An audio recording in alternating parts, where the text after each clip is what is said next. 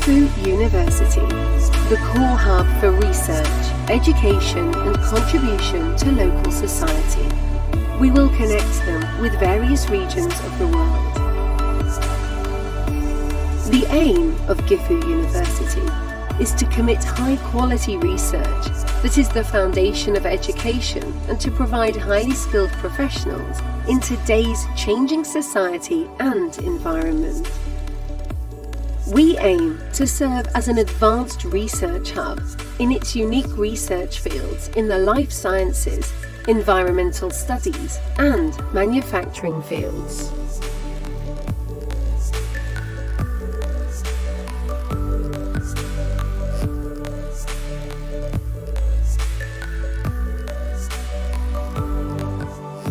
We actively form partnerships with other universities to promote regular structured exchange of academic information and students.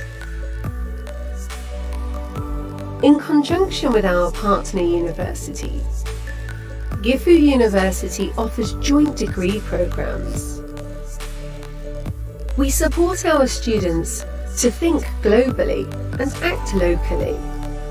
Also, we are rapidly improving the quality of its efforts to promote regional revitalization by collaborating with local governments, enterprises, and other universities.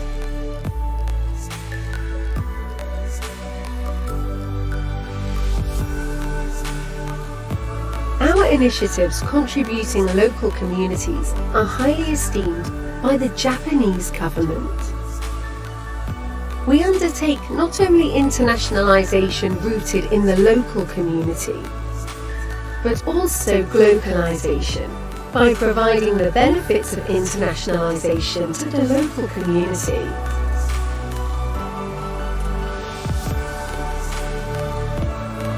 Why would you choose Gifu University to study, research, recruit from, partnership with, or perhaps more? Because at Gifu University, we are committed to help you in both locally and globally becoming exceptional.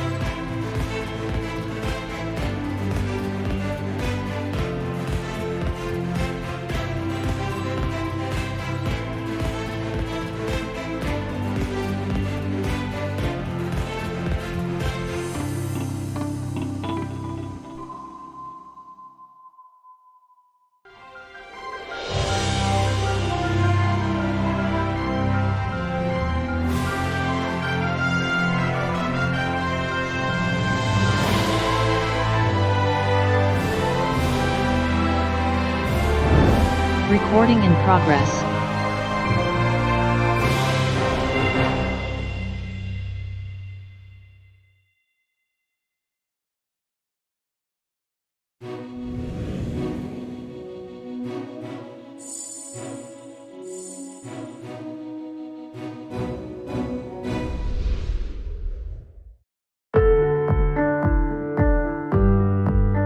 Universitas Blas Maret is a university in Surakarta that was established on March 11, 1976.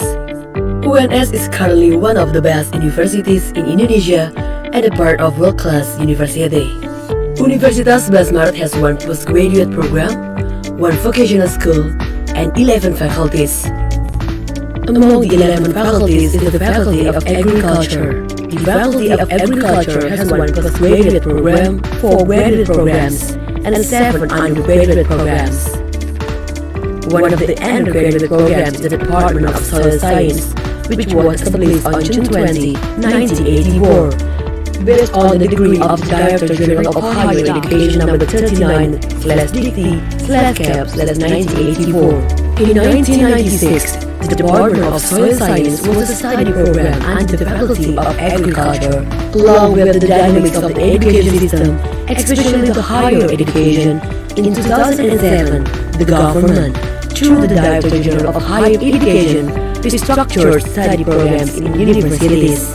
This resulted in the merger of the Department of Soil Science and the Agronomy Study Program into Agrotechnology or Agro-Ecotechnology Program. The event caused the Department of Soil Science to be inactive for 6 years. In 2013, in accordance with the decree of the Ministry of Education and Culture regarding the restipulation of permits for the administration of study programs in Universitas Blas Maret, the Department of Soil Science was reopened and starting to welcome new students up to present.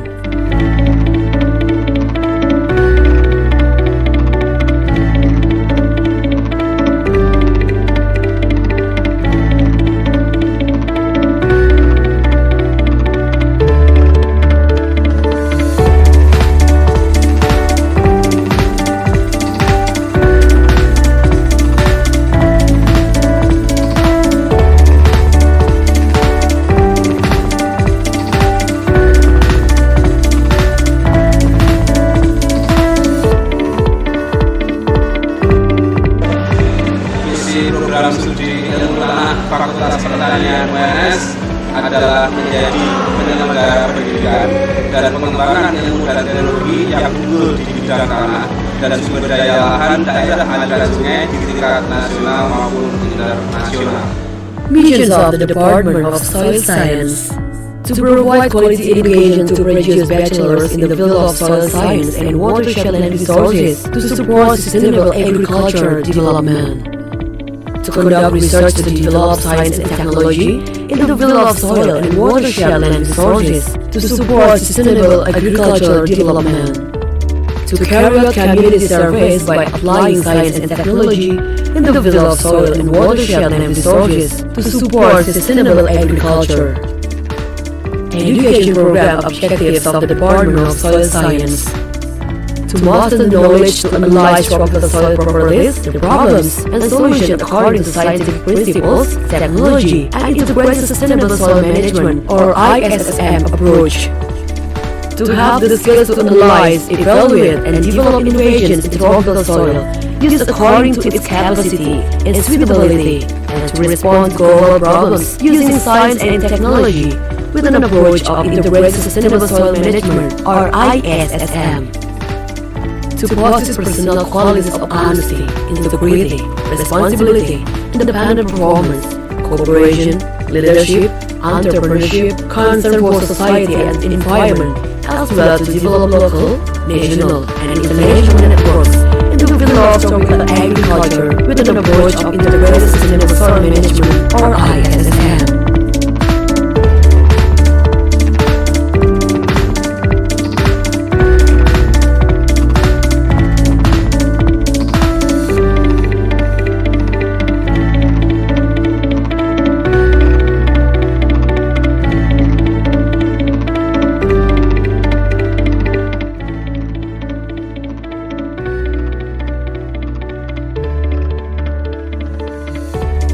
The Department of Soil Science is currently led by Dr. Mujio S.E.M.B. as the head of the study program, who is in charge of undergraduate program commission, research and community service, CDC or internship, student association, entrepreneurship, work unit coordinator, journal management, quality control group, and 5 laboratories.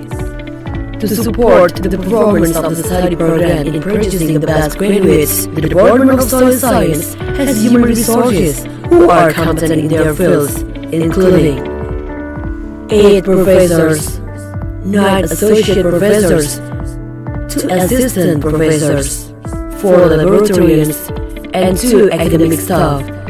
Currently, the Department of Soil Science has received an accreditation of A. BANPT National Higher Education Accreditation, which was set on April 7, 2020, is valid until April 7, 2025. The Department of Soil Science has Science Tanah Journal, a journal of soil science, and agroclimatology, which has its Scopus Index, and Prima Journal, a journal of community empowering and services, which is DOAJ Index, and accredited Sinta 5. In addition, the lecturers of the Soil Science Department are also selected as assessors for Nature Scientific Journal accreditation.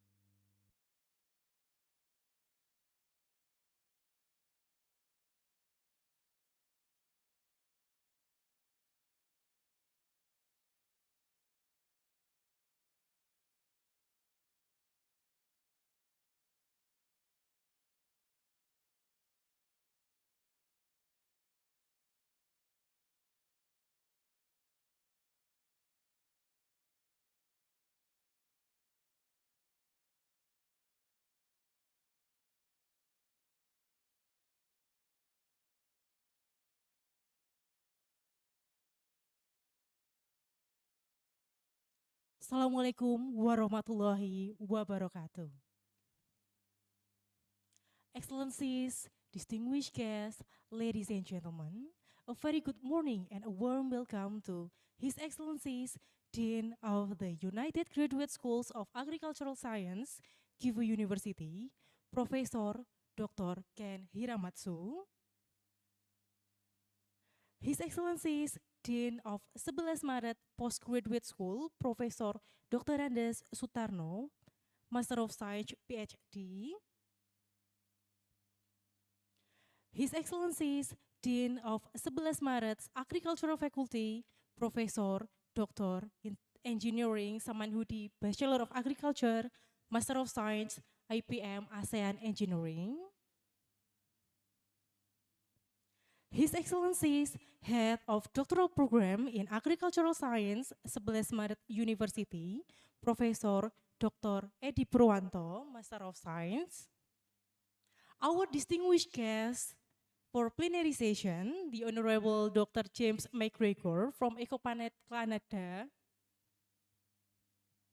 Dr. Anorita Selvaraju from University of Nottingham, Malaysia, Dr. Takashi Tanaka from Kivu University, Dr. Engineering Sumani, Master of Science from 11 Maret University, our incredible moderator, Mr. Dwi Priyo Arianto, Bachelor of Agriculture, Master of Science, PhD from 11 Maret University. First of all, I'd like to say the utmost gratitude toward God for letting us gather in the 9th International Conference on Climate Change, Linked Climate Change and Environmental Security, dated on 27 September 2023.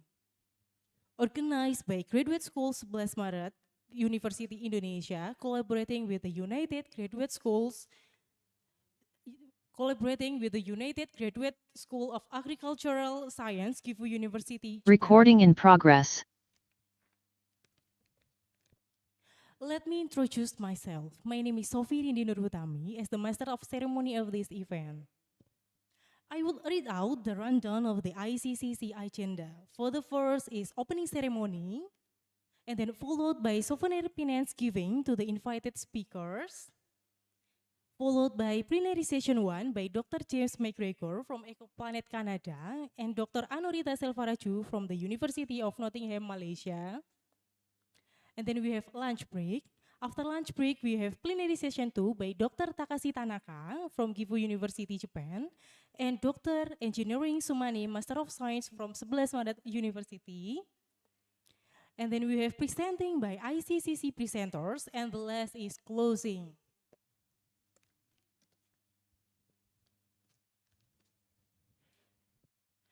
Before we start welcoming speech of the 9th International Conference on Climate Change 2023, linking climate change and environmental securities, we would like to sing Indonesian national anthem, Indonesia Raya. Excellencies, participants, ladies and gentlemen, please stand up.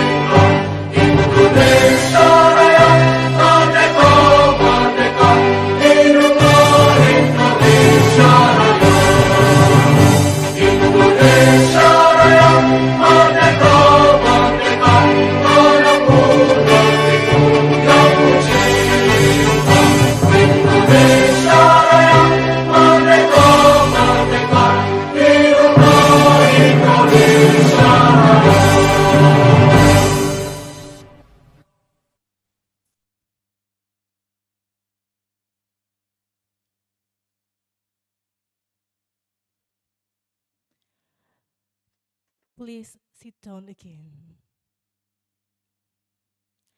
Excellencies, participants, ladies and gentlemen, now we're going to listen the ICCC welcoming remark series.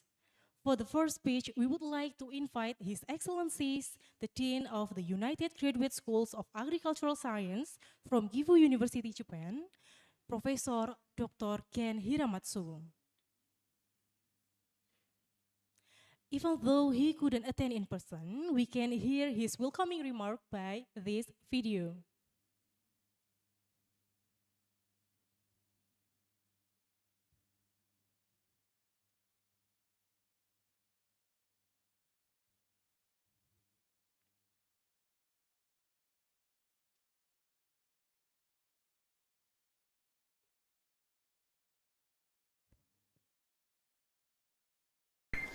Nice to meet you, ladies and gentlemen. My name is Yamatsu, Dean of the United Graduate School of Agriculture Science, Gifu University. It is a great pleasure for me to co-organize such a wonderful conference. I would like to express my sincere gratitude to the people at Subrus Marat University and everyone involved here. Some time ago, I had an opportunity to give a lecture on environment to elementary school students. I talked about global warming, but at the time, I realized that there is very little that children can do to prevent global warming, except, for example, to turn off unnecessary electricity and to take care of their belongings. It is also true that it is not easy task for us adults either. The only solutions are new technologies and invention. In other words, the contribution here, all of you here, will support the future of our children. As for myself, I am conducting research on reducing methane and nitrous oxide emission from rice paddies by changing redox potential. But it will be a long time before I can make a contribution to the world. I strongly hope that we can exchange new knowledge at this conference and that more innovative research will be conducted. I hope that this conference will be a successful one for all of you. Thank you very much. Thank you very much. Okay.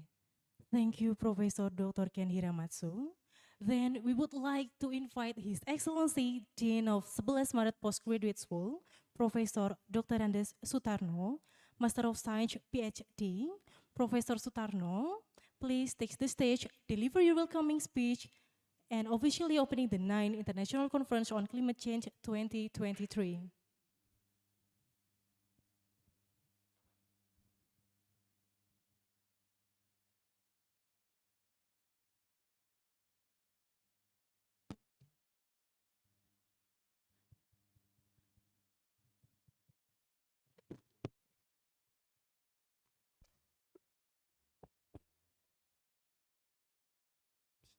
Assalamualaikum warahmatullahi wabarakatuh.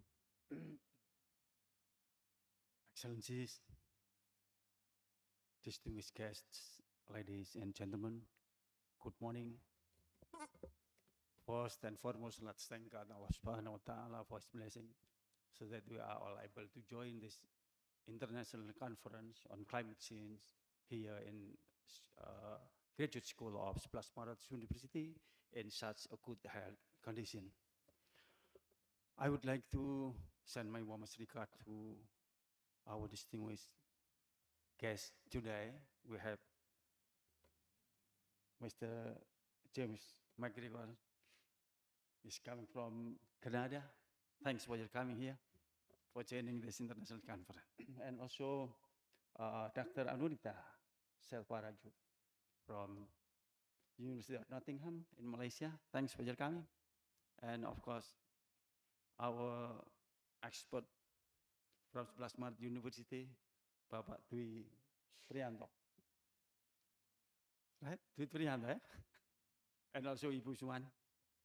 And also for the all participants of this international conference today.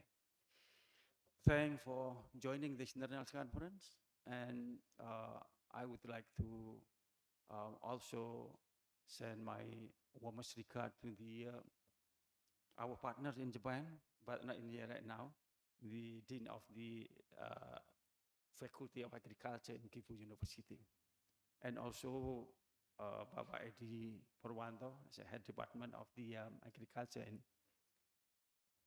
11 Maret University. As a dean in here, I appreciate to this event, and conference like this is actually give any benefit to all of us here, especially on the attendance of here. Maybe there is a changing experience or whatever, the innovation of the country in which the speaker is coming from. Yeah, and we already witnesses. I think we are all here already witnesses that global warming as well as climate change is already taken place. And we are all now, the changing will give serious effect in our life. That's why our Ministry of Economy a couple of months ago said that actually there is another event than COVID-19 that is much, much more dangerous than the COVID-19. That is climate change. We are already know and also feel that the changes is bring the effect in almost all aspects of our life, even in biodiversity or even in agriculture. They got effect from the climate change. And if we are, as a human being, unable to reduce the cause of the global warming or climate change, especially in the use of the fossil fuel, and possibly increasing the absorption of the gases, greenhouse gases, this planet will getting worse. And we have to be ready for that. However, all people in the world is actually right now is doing the best for that. Even though, yeah, still like this. The prediction is maybe will increase 4.5 degrees Celsius for on 2100. It is much unpleasant place then, if it taken place at that time then.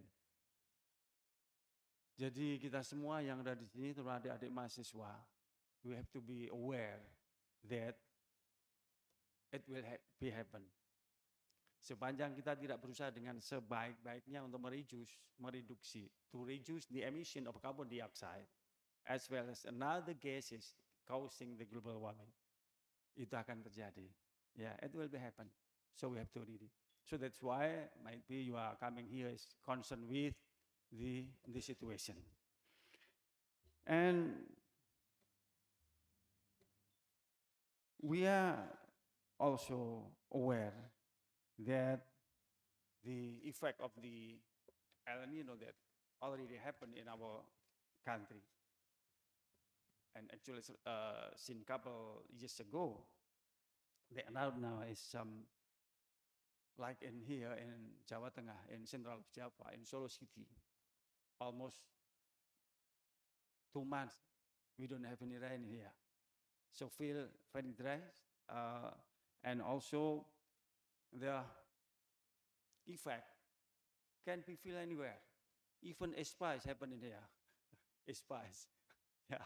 Jadi ada ispa di mana-mana. Even in Jakarta and Bogor, getting much worse than in here. Yeah, and also we are as a society feeling that our groundwater is also getting trouble then.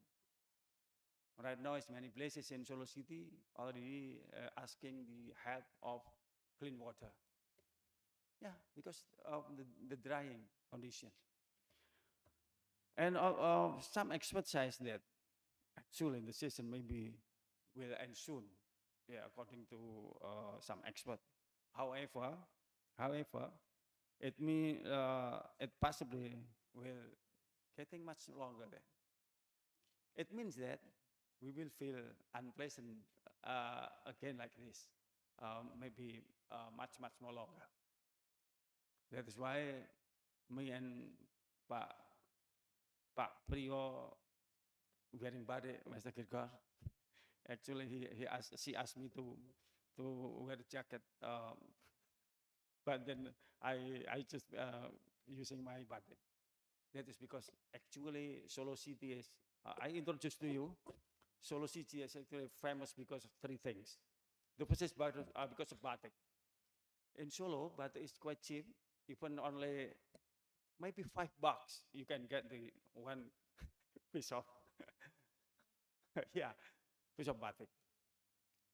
Yeah, $5 is quite a good quality.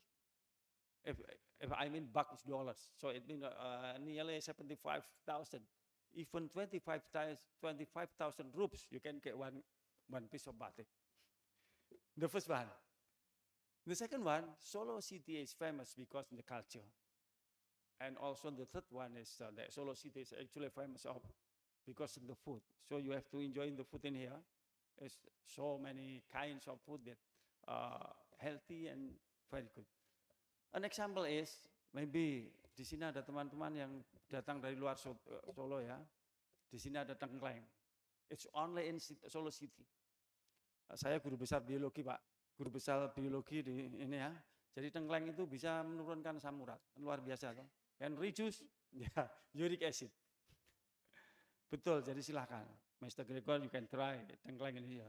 Ask the organizer to bring to the restaurant, they serve the tengkleng. It's quite good. Ladies and gentlemen, we hope that ICCC, 9 ICCC, will provide new findings related to how to minimize the impact of climate change, including longer dry seasons like now. Yeah, we hope that from the certain aspect of the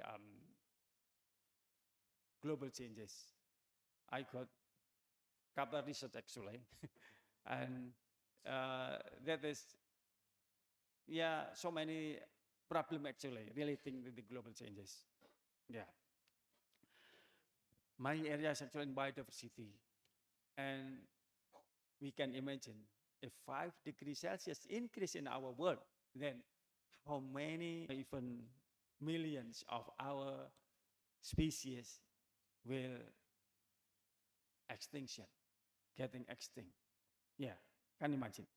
We believe that ICC will accommodate the new related inspiration and innovation about how to understand the climate change impact from the environmental perspective.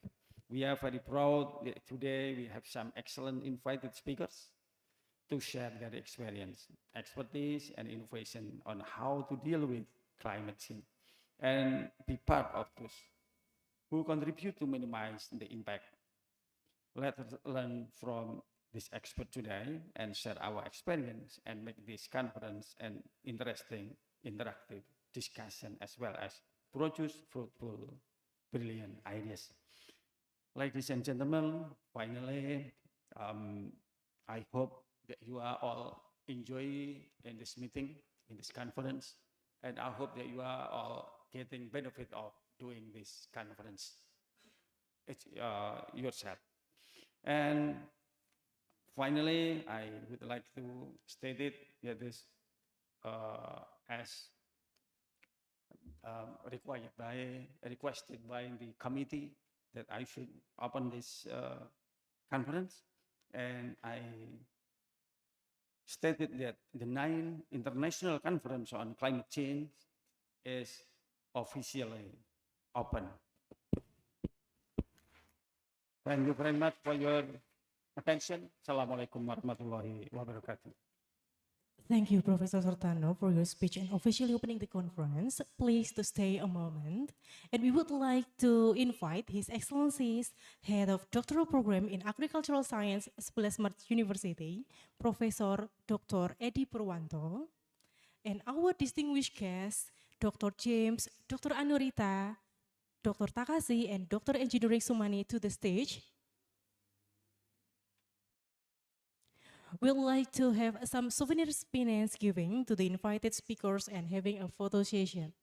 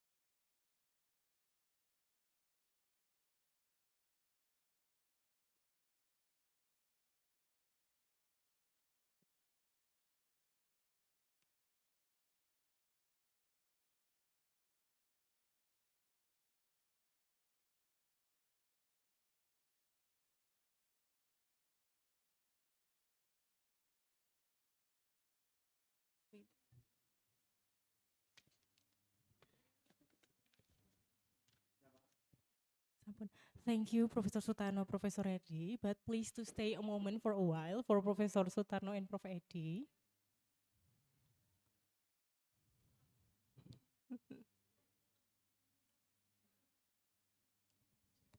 Thank you, Dr. James, Dr. Anurita. Please have a seat and back in your position.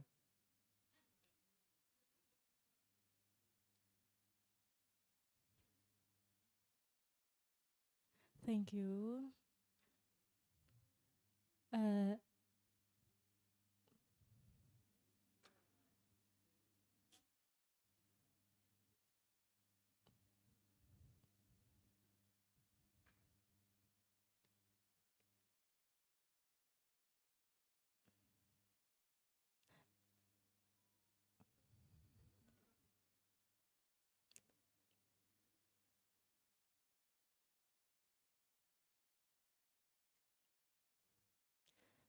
Uh, Excellencies, distinguished guests, ladies and gentlemen, by this time, the Graduate School of 11 Maret University is delighted to host the 9th International Conference on Climate Change 2023.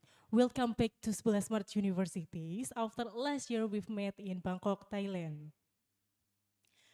This conference is dedicated to accommodating our discussing about understanding the link between critical challenges posed by climate change and fostering collaborative solutions to increase our environmental securities. And this conference brings together academia, researchers, practitioners, policymakers, and stakeholders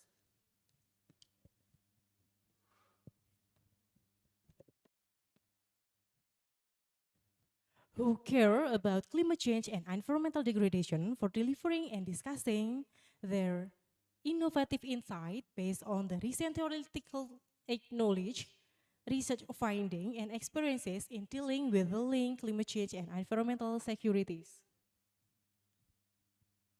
Now, we are going to have some discussion on the plenary session, which will be guided by our great moderator, Mr. Dwi Priyo Arianto, Bachelor of Agriculture, Master of Science, PhD.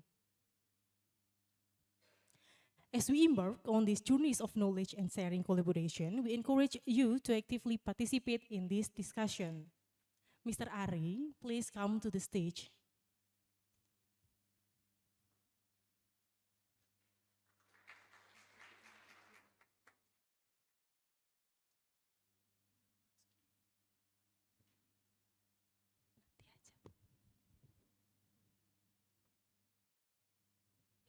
Okay, I'm sorry, Mr. Ari, we have some renewing our schedule. His Excellency Professor Dr. Sutarno and Professor Dr. Edi, please come to the stage again. We have some photo session to Mr. Ari.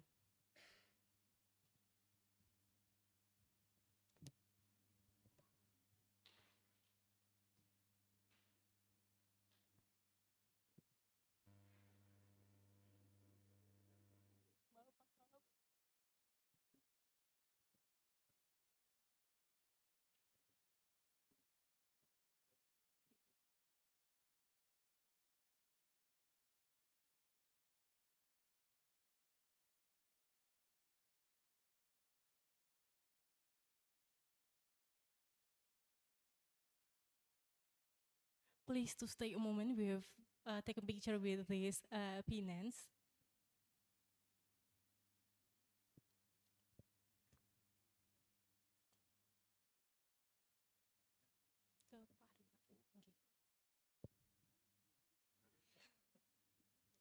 I'm sorry, we have having mistakes, technically mistakes.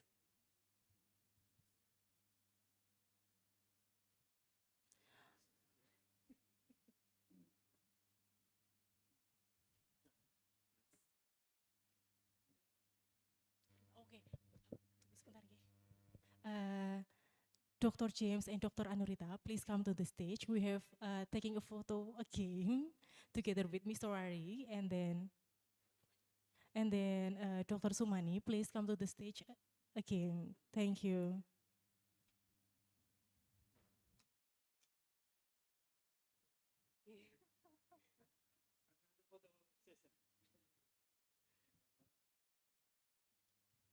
we have.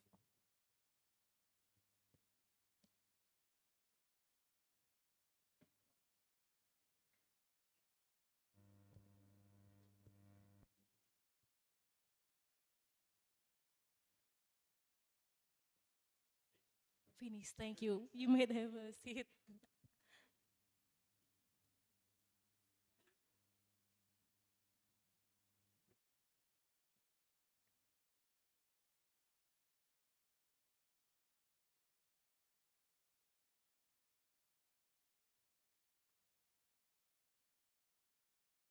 Okay, Mr. Hari, uh, we would like to give you the stage, and we give you the stage, we would like to read out your short CVs. Yes. Mr. Dwi Priyo Arianto has done his bachelor degrees from Soil Science, 11 Maret University, and then got his master from Gadjah Mada University, and the PhD degree from Kivu University, and now he is head of the Educational and Forestry Training Unit in 11 Maret University, and he is our lecturer in Soil Science Department.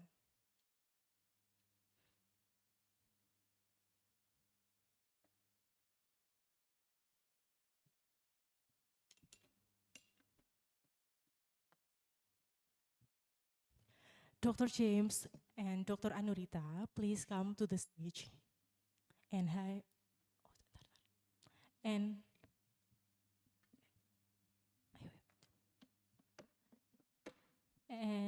have a nice seat. Thank you.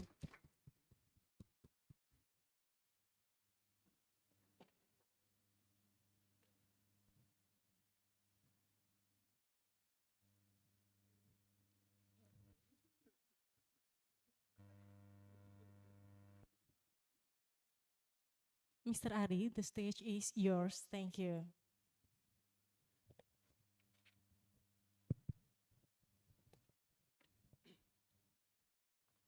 Okay, thank you for the change. Bismillahirrahmanirrahim. Assalamualaikum warahmatullahi wabarakatuh. Good morning, everybody. The Honorable Professor Sutarno, Professor Eti Purwanto, and the presenter. Now we will start the discussion. The plenary session. And we have two presenter. The first presenter is Dr. James McGregor. He is from Ecoplanet Canada, and the second presenter is Dr. Anurita from University of Nottingham, Malaysia.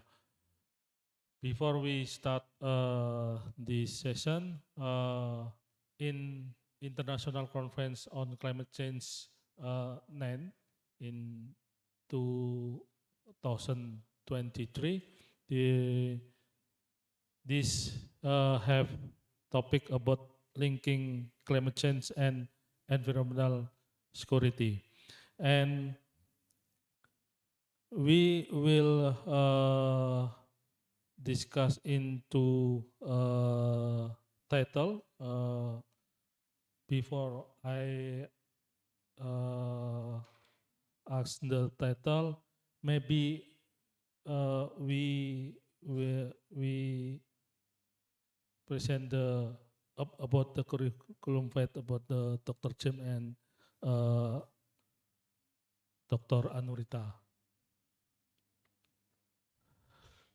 Okay, the first, Dr. James McGregor is president in Ecoplanet SARC,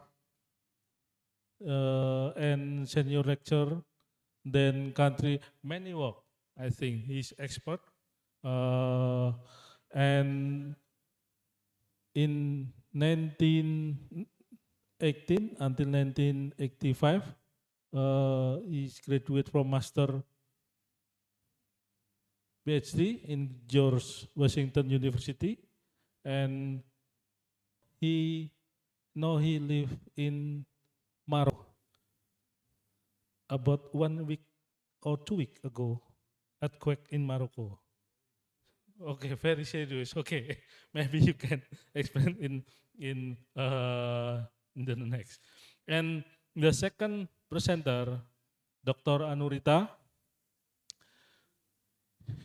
Dr. Anurita graduate uh, in from University Technology Malaysia in 2006, and he has expert in research and composites of biomass and the biomass different future, and we will discuss about this, and from the first change, Dr.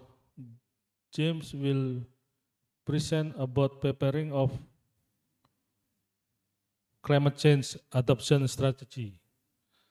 Okay, we have about 20 minutes. Maybe you can present about your title, please. Yes. Yes.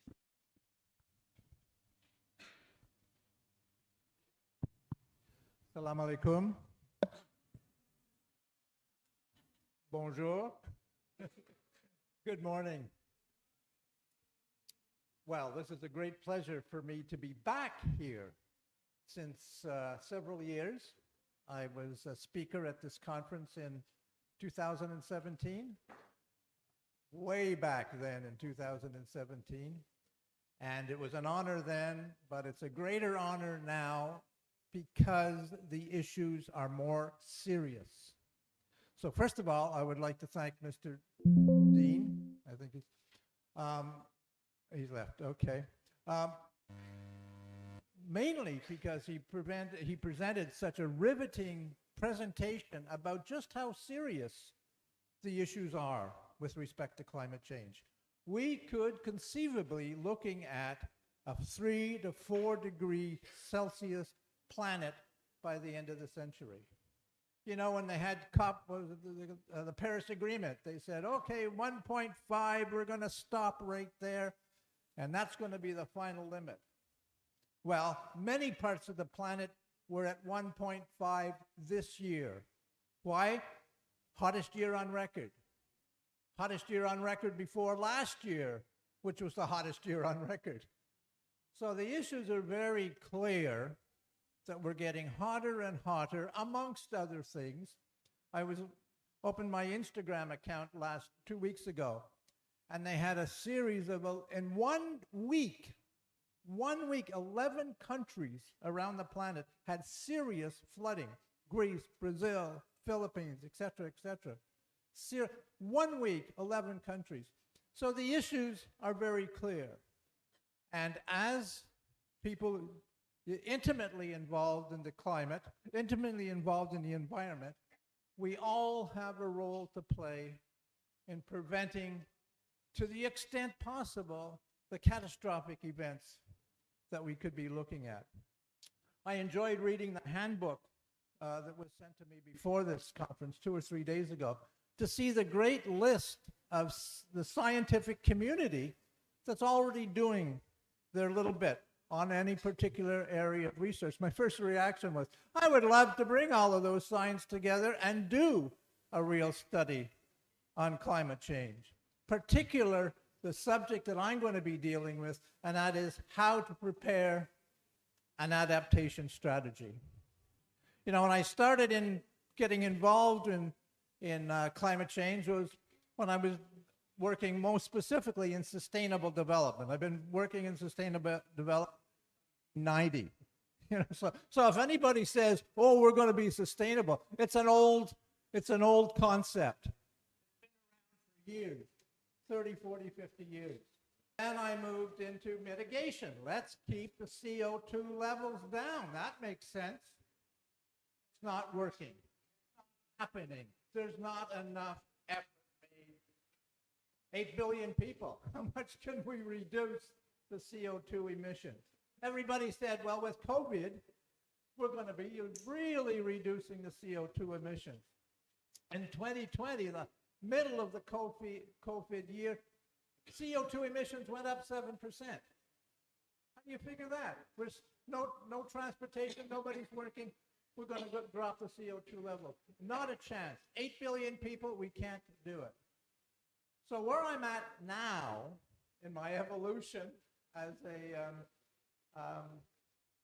a specialist in the environment is at the stage of doing adaptation. We have to be looking more seriously at how we adapt to the situation. That doesn't preclude mitigation, it doesn't preclude sustainability. It only says that we have to take a serious look at adaptation. How do we live in this new environment? What do we need to do to our infrastructure, to all the various... Oh, thank you. Do I have something to change the slide? Will I have... You just say next, please. Okay, that's a good... So...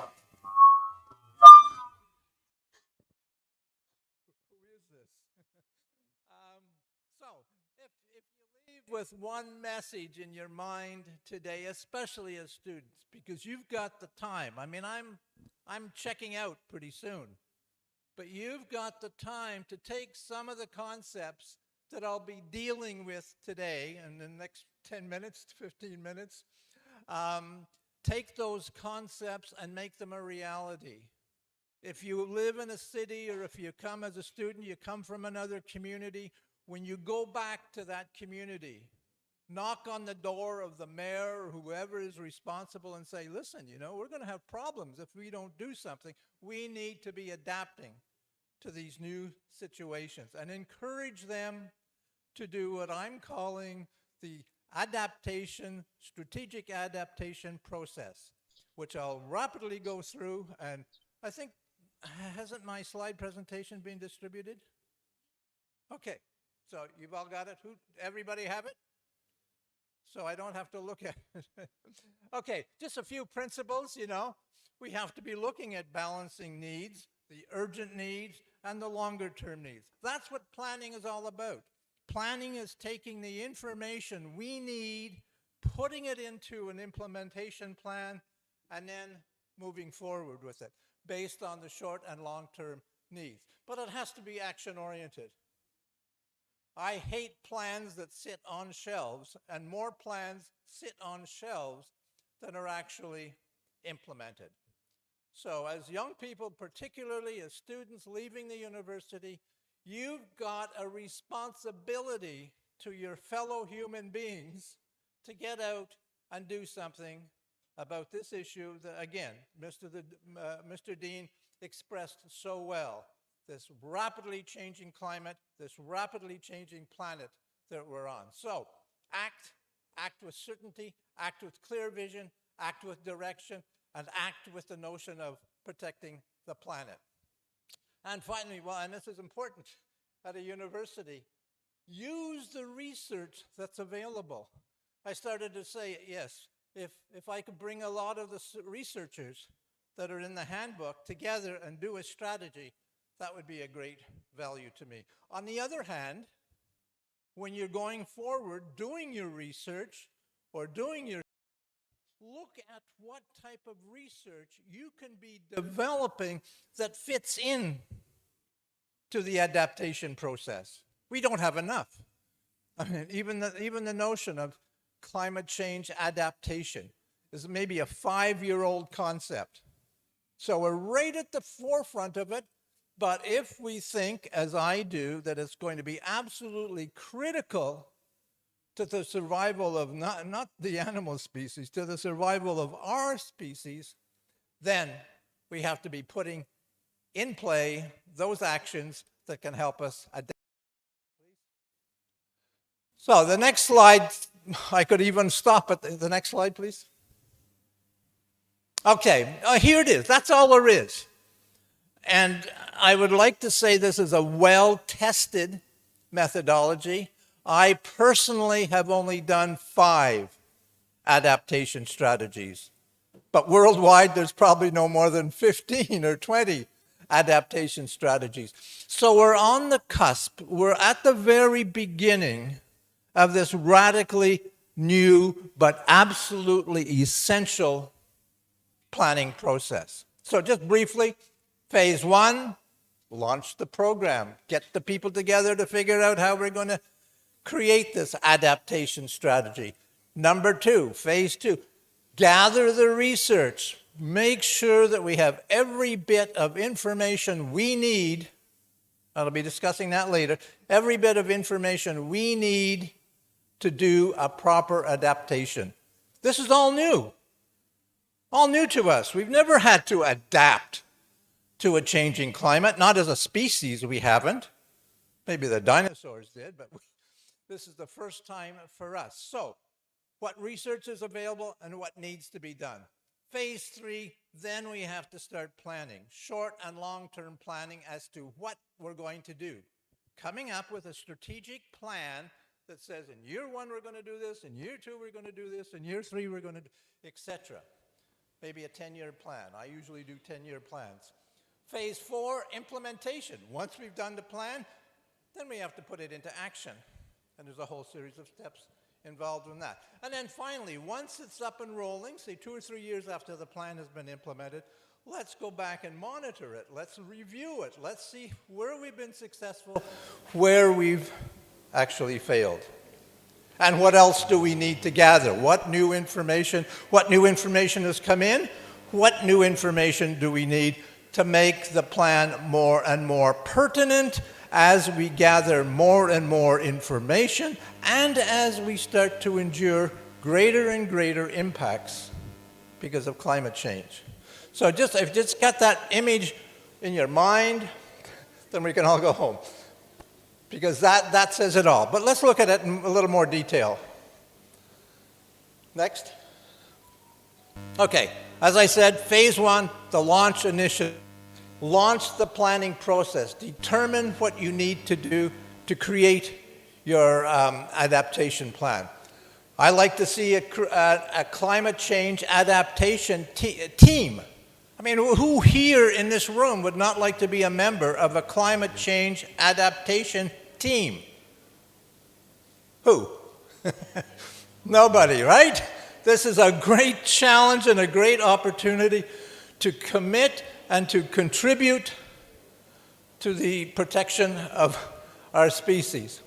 I like to also have a climate change champion, somebody perhaps within the team, but somebody who can go out there and talk and wave their hands and get the public aware of the issues that they're facing. It's good for us to come here in a room like this, but there are millions, you could actually say billions of people out there that are not aware of the things that can be done.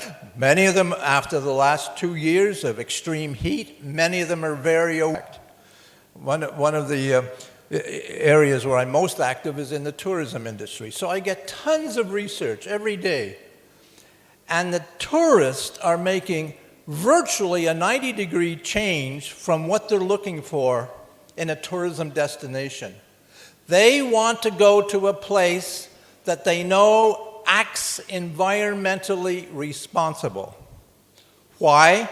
Because they're scared. Because they've been through the hottest summer on record, which was only hotter than the year before. So the notion is very clear, increasingly clear, I would say, in the minds of more and more millions of people that we have a problem, that we have a serious problem. And if your municipality can demonstrate that you're really doing something about that problem, like Solo City here, which is already has a lot of tourists, then you're going to raise the esteem level in the eyes of the international traveler or national traveler as to how serious you are about this. Okay, phase two, research and analysis. Again, absolutely essential. In the tourism planning process, it's called inventory analysis and market analysis. But with respect to climate change adaptation, it's to really drill down into that research that's already available, which will also help us determine what new research we need. Also, I like to establish service areas. Where are all of those touch points that are critical to climate change?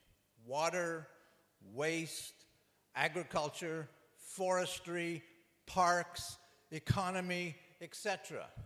All of those are influenced by climate change, and we have to identify them. This orientation of this presentation is more towards a municipality, because we all come from municipalities or regions. So when we start the planning process, when we're doing our research, we need to know all of those touch points. And then we do a vulnerability assessment. Whoever thought they'd be doing a vulnerability assessment? It's absolutely one of the most critical things that society can do right now. Okay, I'm going to say that again. Determining the vulnerability of each of those service areas that I've talked about is absolutely the most critical thing we can do. Because if we don't, it'll be destroyed, whatever it is. The water system will be destroyed. The irrigation system will be destroyed. The agriculture system will be destroyed. Forests will be destroyed. We'll lose all the biodiversity unless we're keying and drilling down into the vulnerability of each of those. Also, we need to do a sensitivity analysis. It's one thing to say something is vulnerable. That's easy.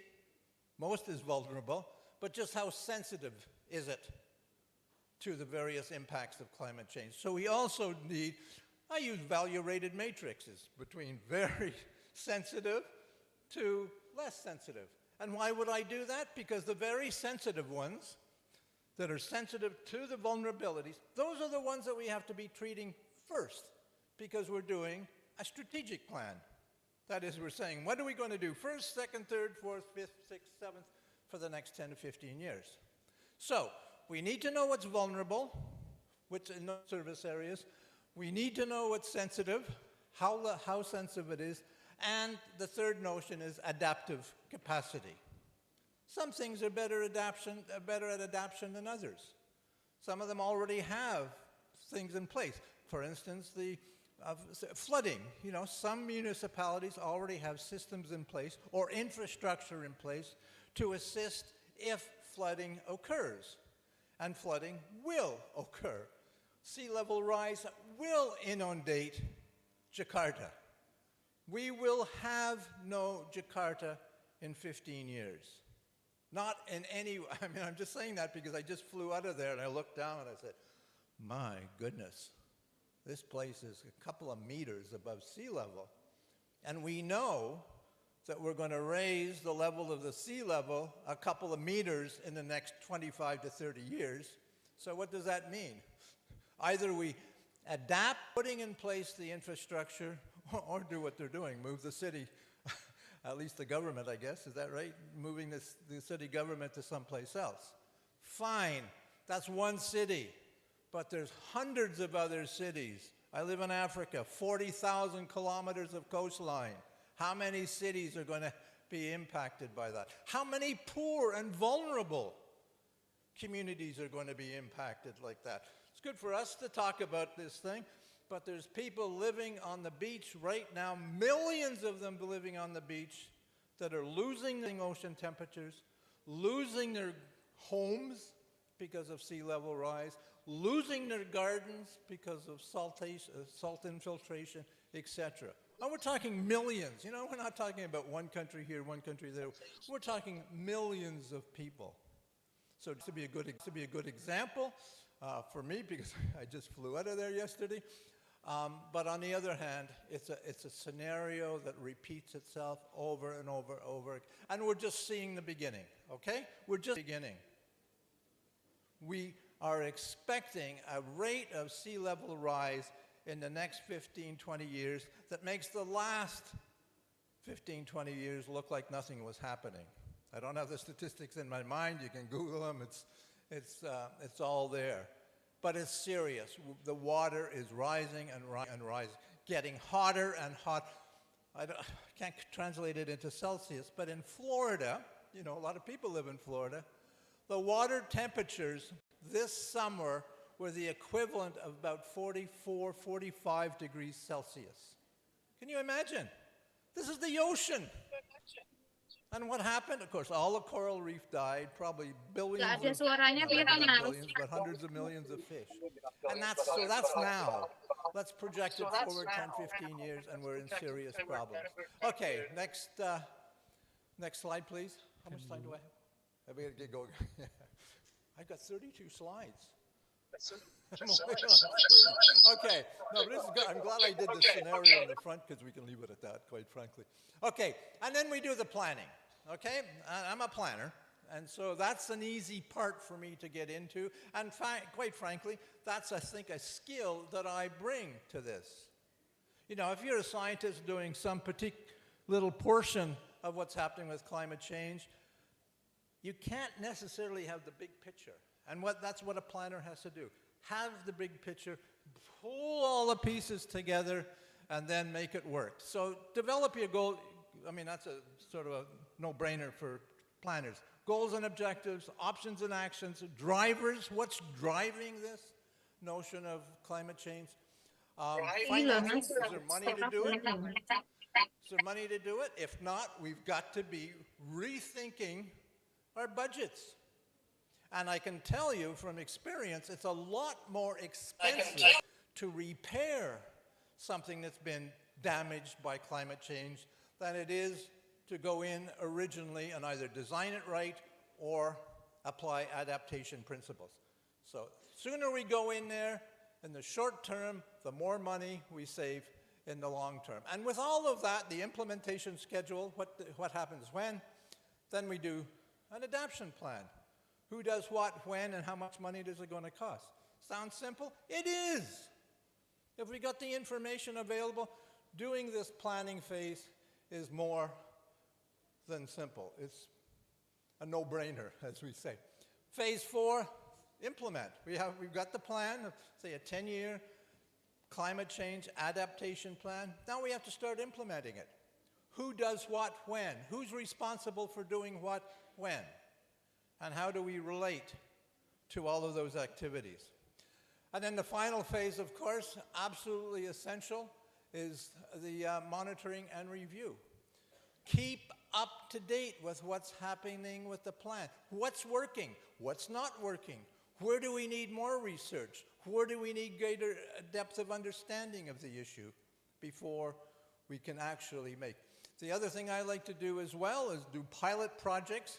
Do something small. If we need to change the sewage system because of flooding, don't do the entire sewage system. Do one neighborhood, do 2 neighborhoods. So we get a handle on what works best. And probably that's all the budget that we have. I'm pretty well finished, eh? Okay. I just want to show you the next slide to show you that it's just one of another 30 slides that follow this one. Okay, so I've gone through all of those and I give great details. So the slideshow is available to everybody. If you haven't received it, then there's a way of getting it, right? Okay. Thank you very much. I really appreciate this opportunity.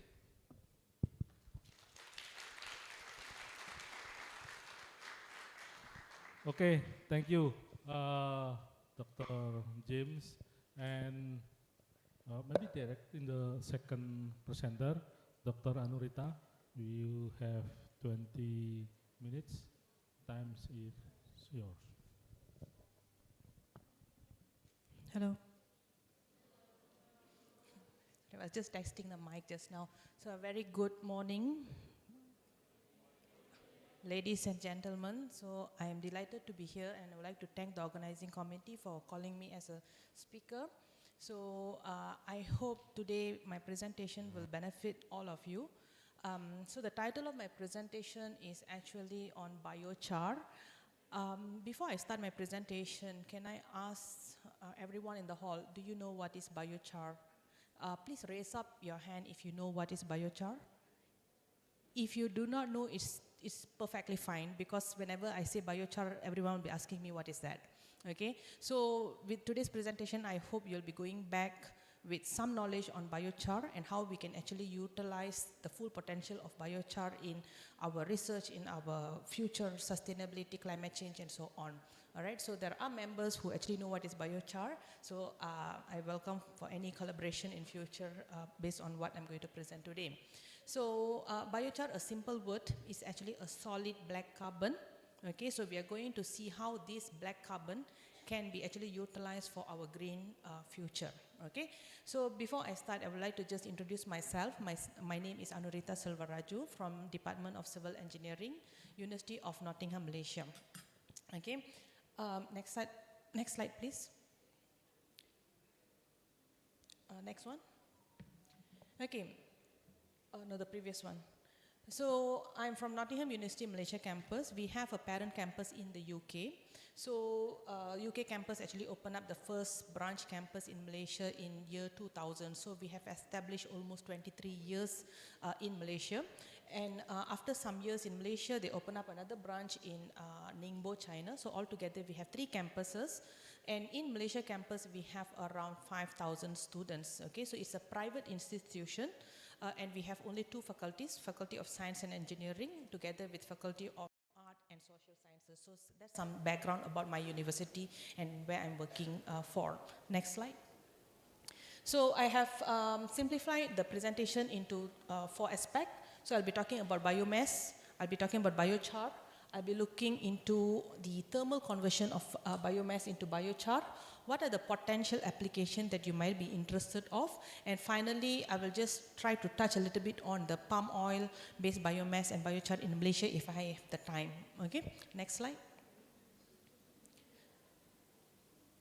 Can you just make it full? Yeah. Okay, so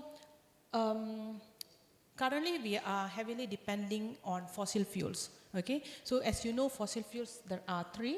One is coal, one is gas, and the other one is oil. So there are 3 products, fossil fuel, and all of us know that fossil fuels are non-renewable, correct? So the more we use, the more we are exhausting the fossil fuel reserves. And I will be touching on the coal part. Why I'm touching on the coal? Because it's very much linking to biochar. So what is coal? We all know that coal takes millions of years to form. So it actually comes from decaying plants and animal matters, and it will take what you call million years to form based on the pressure and the heat that is being buried. Okay. Next slide, please. Hello. Okay, now. Can you hear me? Hello? Can I? Hello? Can I? Check. Okay, sorry for the technical issue. Okay, just a simple question. How many of you have did some kind of party barbecue at home? I believe some of you would have. Hello? Okay. Some of you would have done barbecue at home. So if you look at the raw materials, we know that wood can be converted into charcoal. So this is the charcoal that we actually use for some time barbecue and so on. We used to do like, corn or some meat barbecue and everything. So the whole process converting wood into charcoal is actually conducted in a region where there's no oxygen. Okay, and high temperature. If you induce oxygen, what will happen is it will turn into ashes. Okay, so you must have condition where there's no oxygen and high temperature, you can convert your wood into charcoal. Okay, next slide. Check. Hello?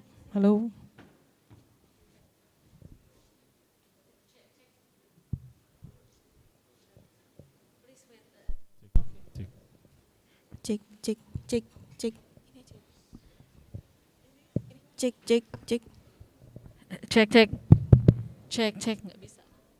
Kalau ininya masuk, tapi kalau pas tesnya itu nggak masuk.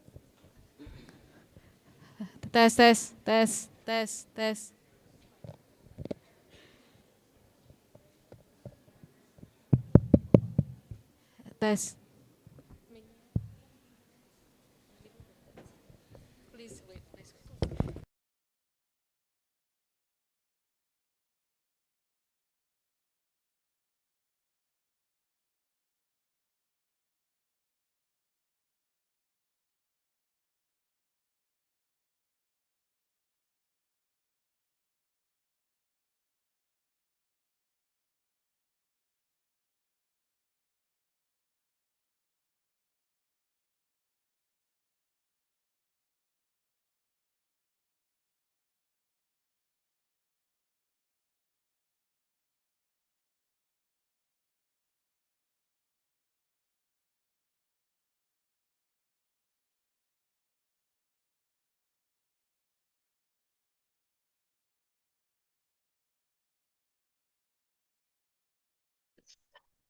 Bisa terdengar kok, terdengar, terdengar. Bisa terdengar.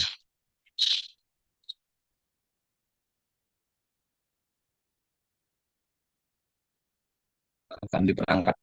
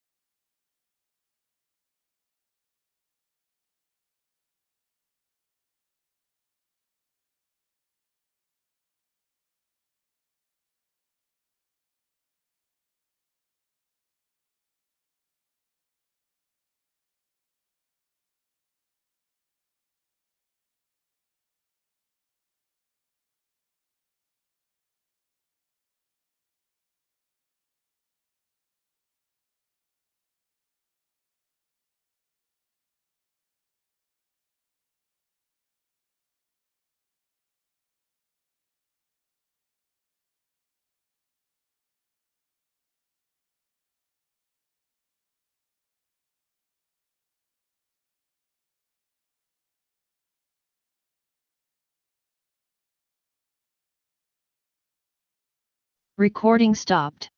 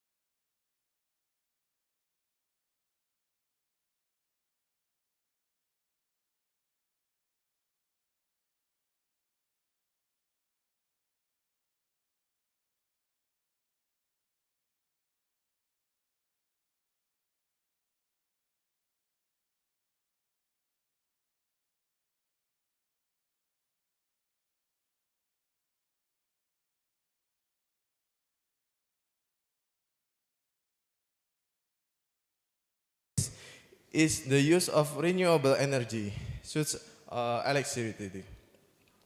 In my opinion, the use of electric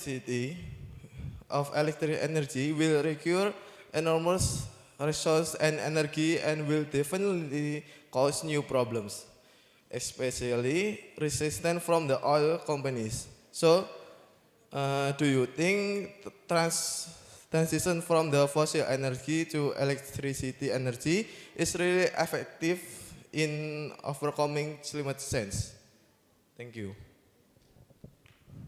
Okay, the question for Dr. James or Dr. James? Okay, the next question. Okay, thanks for the opportunity.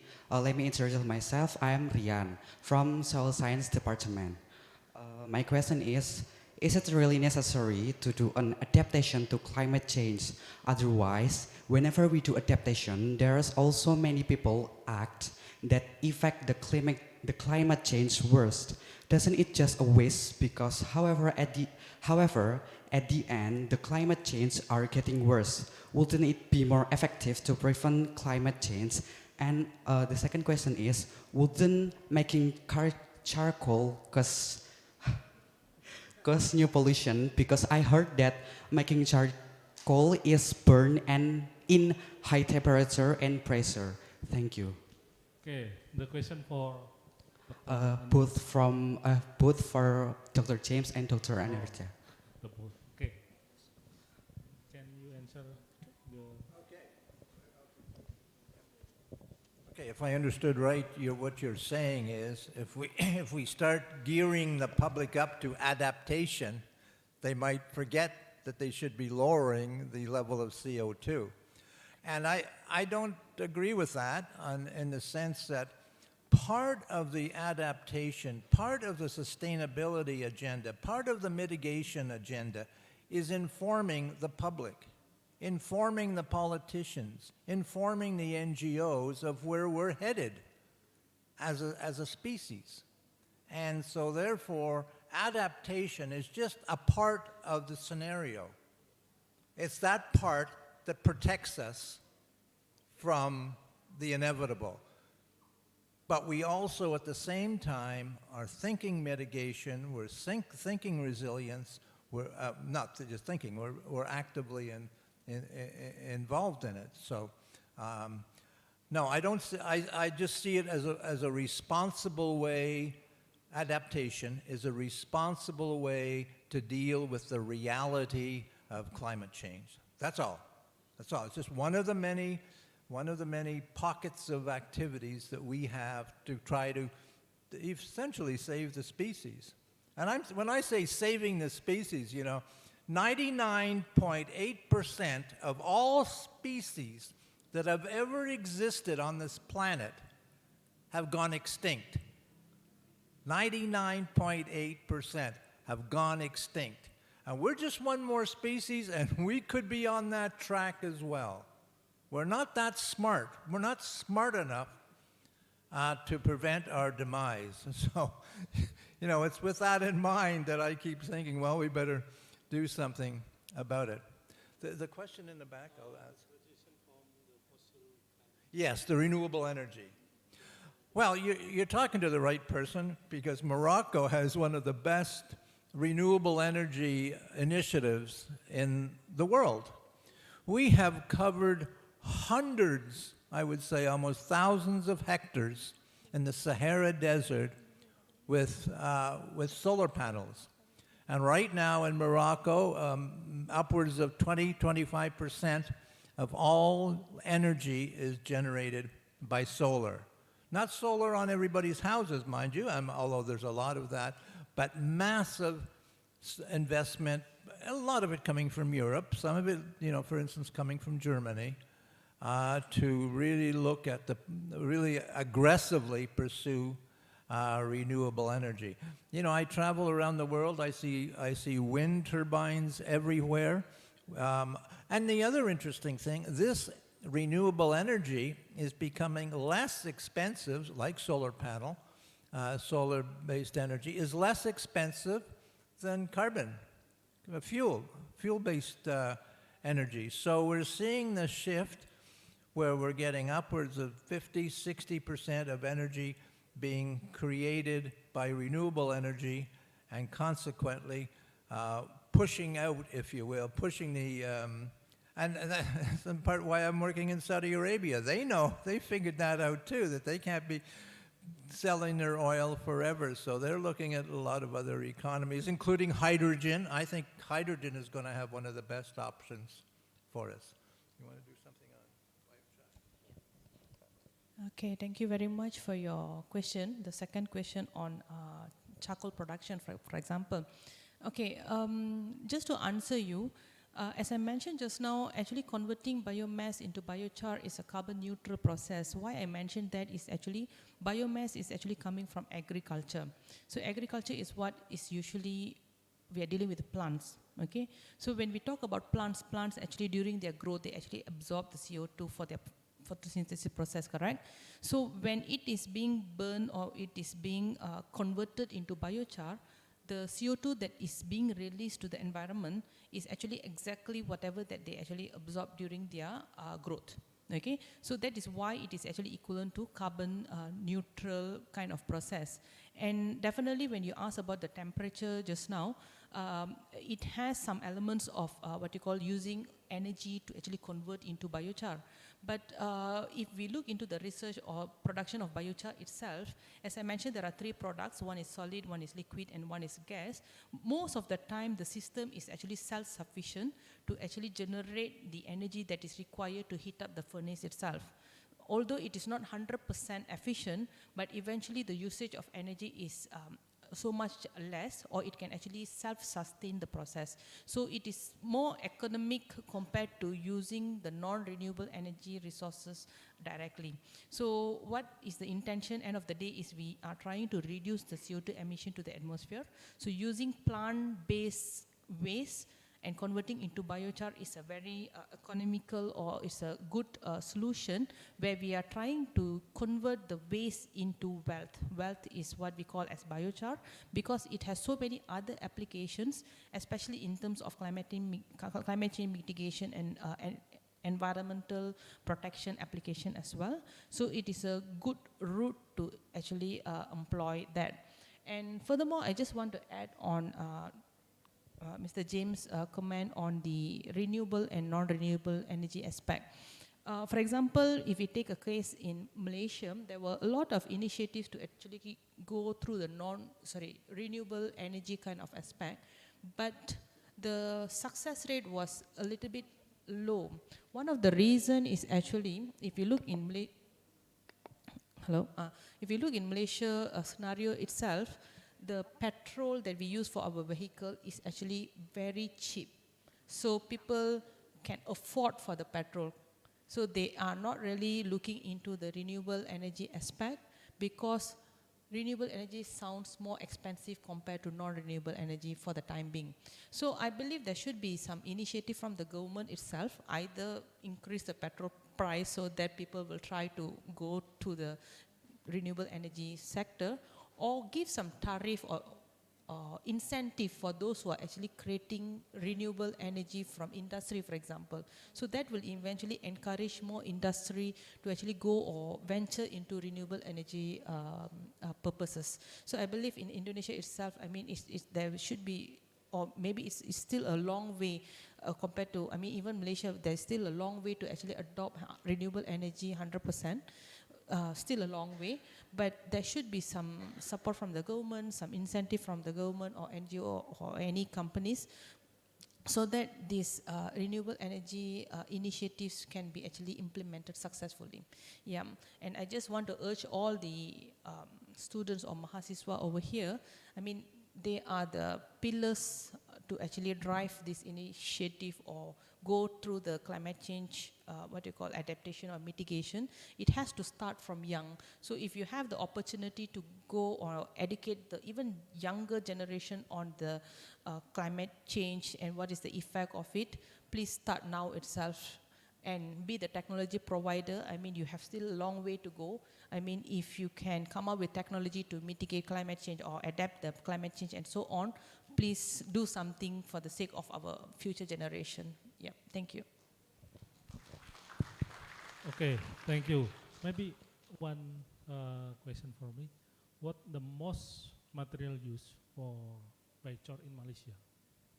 Okay, for Malaysia. Not in plantation, but in farmer ordinary. From where? Not for in plantation. In plantation. But in farmer ordinary, they use what biomass, straw or? Yeah, okay. As a general, this one, I can actually say rice straw, rice husk, okay, because major countries are actually producing rice as their major, what you call, plant. So there are a lot of rice straw, rice husk, mainly from palm oil industry as well. Yeah, yes. Other than that, yeah, those are the two things that are major one that I can actually look at. Yes, thank you. Okay, thank you. Please applause again from the presenter. I think we have interesting presentation and time's up. And thank you for Dr. James, Dr. Anurita. If you have any question, you can contact the committee to contact the presenter, or maybe like the Dr. Anurita email, you can email Dr. Anurita. Okay, thank you for this session, and one more applause for the presenter. And the time I take for the master ceremony. Okay. Thank you, Mr. Arye and our guest speakers. What a fascinating discussion, sir. Now, please give applause again for our speakers and moderator. Thank you, and please back at your position.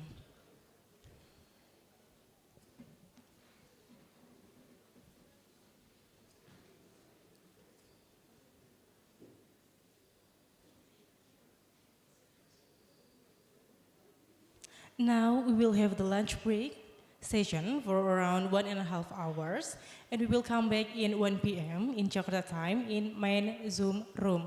Thank you so much for your attention. Wassalamualaikum warahmatullahi wabarakatuh.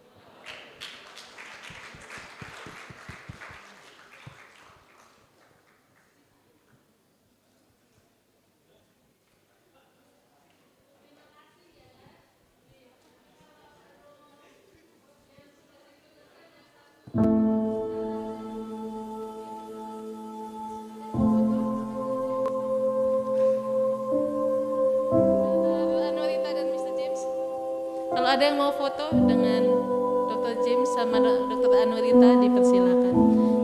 Kawasan hutan dengan tujuan khusus KHDTK Gunung Bromo UNS terletak di Jalan Dirpoyudo, Kelurahan Gedong, Kecamatan Karanganyar, Kabupaten Karanganyar, Jawa Tengah.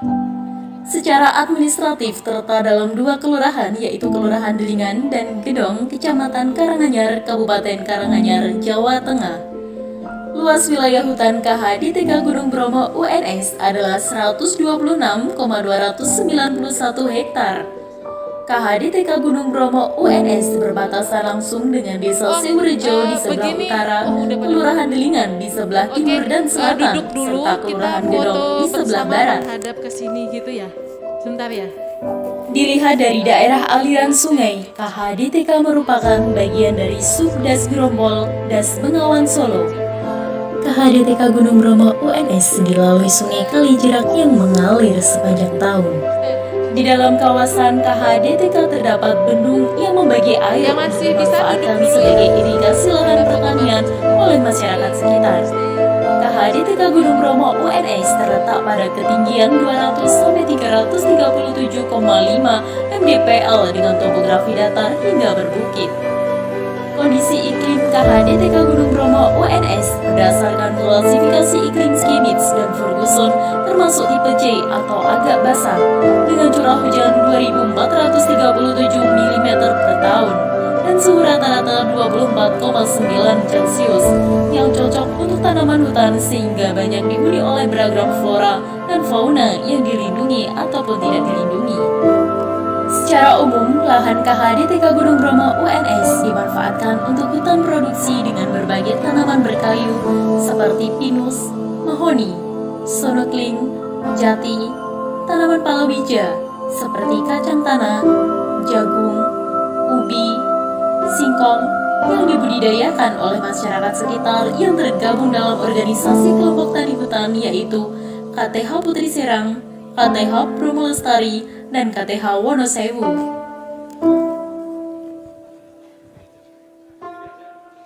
Berdiri aja semua kelihatan dari depan. Ya, oke. Dahulu kawasan hutan Gunung Bromo merupakan warna wisata yang pernah ramai pada tahun 90-an. Dengan berjalan waktu, warna wisata ini terbengkalai. Sehingga pada tahun 2016, Universitas 11 Maret mengajukan permohonan hak kelola kawasan hutan dengan tujuan khusus atau KHDTK ke Kementerian Lingkungan Hidup dan Kehutanan yang mendapatkan dukungan dari pemerintah Kabupaten Karanganyar. Kemudian pada tahun 2018, Universitas 11 Maret mendapatkan hak kelola KHDTK Gunung Bromo UNS berdasarkan keputusan Menteri nomor SK.177 tahun 2018 tentang penetapan kawasan hutan dengan tujuan khusus untuk hutan pendidikan dan pelatihan Universitas 11 Maret. Dengan dasar inilah, Rektor mengeluarkan keputusan nomor 864 tahun 2018 tentang pendirian Unit Pelaksana Teknis Pusat Pendidikan dan Pelatihan Kehutanan UNS atau yang sekarang dikenal dengan UPT PPK UNS.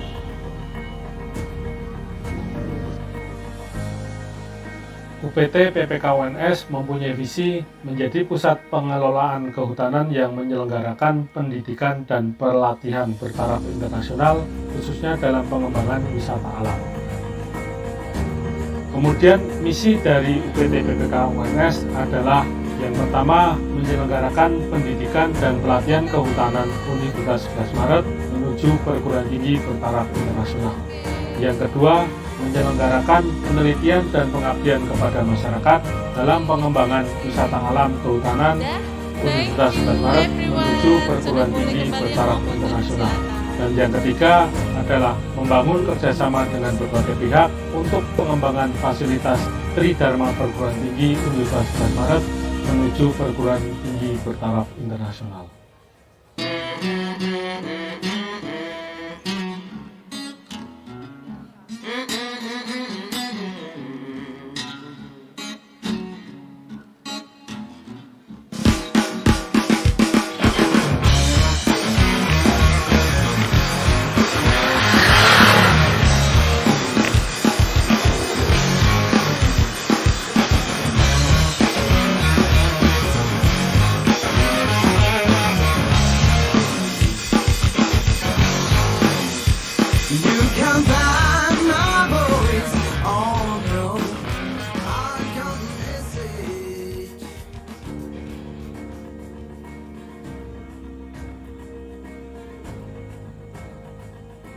Saat ini, KHDTK Gunung Bromo UNS telah dilengkapi fasilitas pendukung seperti kantor UPT PPK yang dilengkapi dengan pengamanan CCTV, pendopo sebagai balai pertemuan, toilet, geotrack, pos satpam, dan kendaraan operasional.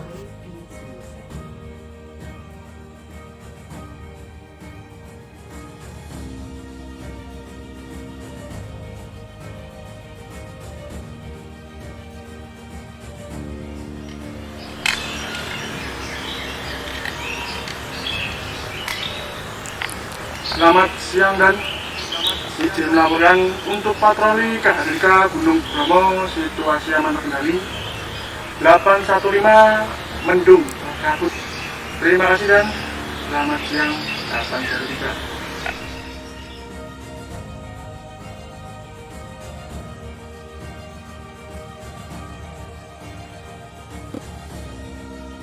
Adapun beberapa kegiatan yang ada di KHDTK Gunung Bromo UNS yaitu kegiatan praktikum, penelitian, pengelolaan hasil hutan bukan kayu oleh kelompok tani hutan, agrowisata atau ekowisata, budidaya lebah madu kelanceng, kebudayaan dan olahraga, dan kegiatan outdoor lainnya.